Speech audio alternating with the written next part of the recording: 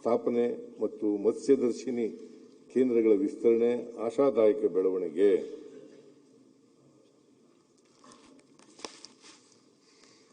ಆದ್ದರಿಂದ ಇದು ಸಾರ್ವಜನಿಕ ವಲಯದಲ್ಲಿ ವ್ಯಕ್ತ ಆಗಿರ್ತಕ್ಕಂಥ ಅಭಿಪ್ರಾಯ. ನಮ್ಮ ಬಜೆಟ್ ತಜ್ಞರು, ಪತ್ರಿಕೆಗಳು, ದಿನಪತ್ರಿಕೆಗಳು ಅವರು ಹೇಳಿರ್ತಕ್ಕಂಥ ಅಭಿಪ್ರಾಯ. ಇದು ನನ್ನ ಅಭಿಪ್ರಾಯ ಅಲ್ಲ. ಅದರಿಂದ ಅವರೆಲ್ಲರಿಗೂ ಕೂಡ ಟೀಕೆ ಮಾಡಿರೋರಿಗೆ, ವಿಮರ್ಶೆ ಮಾಡಿರೋರಿಗೆ, ಯಾರ್ಯಾರು ಸಾರ್ವಜನಿಕವಾಗಿ ಟೀಕೆ ಮಾಡಿದ್ದಾರೆ, ವಿಮರ್ಶೆ ಮಾಡಿದ್ದಾರೆ, ಸ್ವಾಗತ ಮಾಡಿದ್ದಾರೆ, ಅವರೆಲ್ಲರಿಗೂ ಕೂಡ ನಾನು ಅಭಿನಂದನೆಗಳನ್ನು ಹೇಳಲಿಕ್ಕೆ ಬಯಸ್ತಾ ಇದ್ದೇನೆ. ಸರ್ಕಾರದ ವತಿಯಿಂದ ಅಭಿನಂದನೆಗಳನ್ನು ಹೇಳಲಿಕ್ಕೆ ಬಯಸ್ತಾ ಇದ್ದೇನೆ. ನಾನು ವಿರೋಧ ಪಕ್ಷದ ನಾಯಕರು ಮತ್ತು ಬೇರೆ ಮಾನ್ಯ ಸದಸ್ಯರುಗಳು ಎಲ್ಲ ಮಾತಾಡೋದಕ್ಕೆ ಉತ್ತರ ಕೊಡೋದಕ್ಕಿಂತ ಮೊದಲು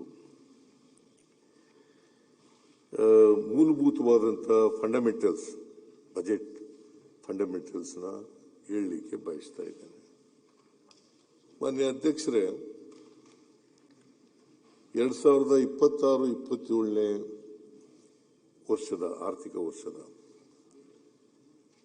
ಬಜೆಟ್ ಗಾತ್ರ 4,48,004 ಕೋಟಿ ರೂಪಾಯಿಗಳು. 4,48,004 ಕೋಟಿ ರೂಪಾಯಿಗಳು. 25-26ಗೆ ಇದ್ದಂಥ ಬಜೆಟ್ ಅಂದರೆ ಇದು 26-27 ನಾನು ಹೇಳದ್ದು. 26-27 25-26ಕ್ಕೆ 4,09,549 ಕೋಟಿ.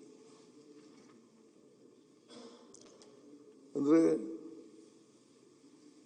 ಕಳೆದ ವರ್ಷದ ಅಂದ್ರೆ ಈ ವರ್ಷ 25-26ರ ಬಜೆಟ್ಗಿಂತ ಗಾತ್ರದಲ್ಲಿ 26-27ನೇ ಬಜೆಟ್ ಗಾತ್ರ ಸುಮಾರು 38,455 ಕೋಟಿ ರೂಪಾಯಿಗಳು. 38,455 ಕೋಟಿ ರೂಪಾಯಿಗಳು. ಅಂದ್ರೆ ಗ್ರೋತ್ ಎಷ್ಟಾಗಿದೆ, ಬೆಳವಣಿಗೆ ಎಷ್ಟಾಗಿದೆ ಅಂತಂದ್ರೆ 9.4%.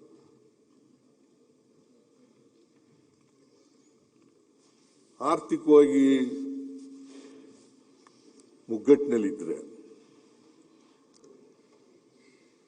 ಇಷ್ಟೊಂದು 9.4 ದರದಲ್ಲಿ ಬೆಳವಣಿಗೆ ಆಗಲಿಕ್ಕೆ ಸಾಧ್ಯ ಇರ್ತಿರಲಿಲ್ಲ.